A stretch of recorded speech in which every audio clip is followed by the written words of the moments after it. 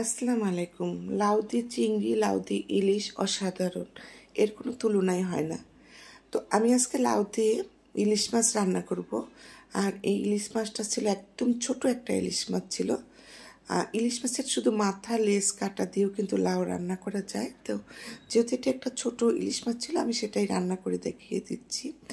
তো আমি এখানে সাধারণ যতটুকু তেল লাগে আর কি, তেল দিয়ে তাতে পেঁয়াজ ভেজে নিলাম, নিয়ে দিয়ে দিলাম লবণ, হলুদ এবং শুকনো মরিচের গুঁড়া। আর এখানে একটু ব্যবহার করলাম আদা বাটা।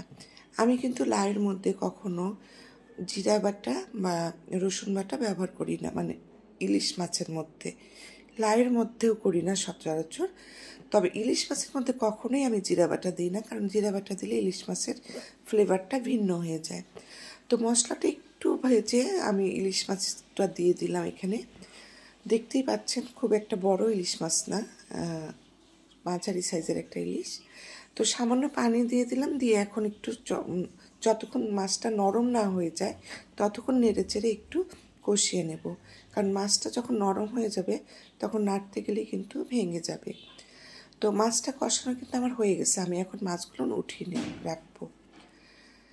অনেকে কিন্তু এর মধ্যেই লাউটা দিয়ে দেয়, তাতে একদম কাটা কাটা হয়ে যায়, মাছটা একদম ভেঙে যায়। এইভাবে কিন্তু আসলে কাটা হয়ে যায়, বেশি খেতে পারেন, সেটাও ভালো লাগে। আর অনেকে কাটাটা পছন্দ করে না, সেক্ষেত্রে মাছটা উঠিয়ে রাখাটাই ভালো। তো মাছটা আমি উঠিয়ে রেখেছি। আর দেখুন লাউটা কতটা কচি, এটা ছিল একদম জালি লাউ, আমার এক আত্মীয়ের বাসা থেকে আনা। লাইট সেন্টটা ছিল অদ্ভুত।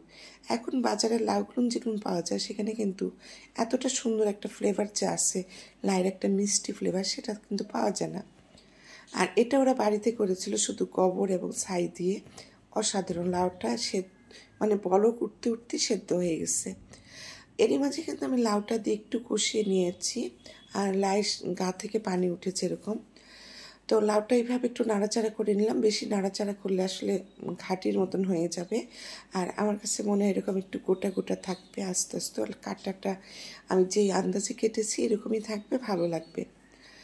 তো এখন আমি এখানে দিয়ে দিলাম বেশ কিছু কাঁচামরিচ, আর এটা মাস্ট, কাঁচামরিচটা ব্যবহার করবেন, কারণ এটা লাউয়ের যে নিজস্ব একটা ফ্লেভার আছে, এটা কাঁচামরিচের সাথে এত সুন্দর হয়, মানে অসাধারণ লাগে।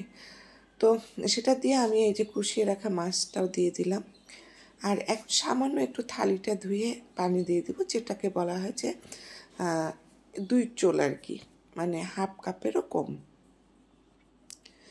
তো পানিটা দিয়ে দিলাম, দিয়ে এখন আমি কিন্তু ঢেকে রান্না করে নিয়েছি একটু। আর সামান্য এখানে চিনি দিয়ে দিচ্ছি, এটা টেস্টটা ব্যালেন্স করবে, আর লাউয়ের টেস্টটা অনেক বেড়ে যাবে। চিনিটা আপনারা না চাইলে নাও দিতে পারেন। তো আমার এই রান্নাটা কেমন লাগলো অবশ্যই জানাবেন। সবাই ভালো থাকবেন। আল্লাহ।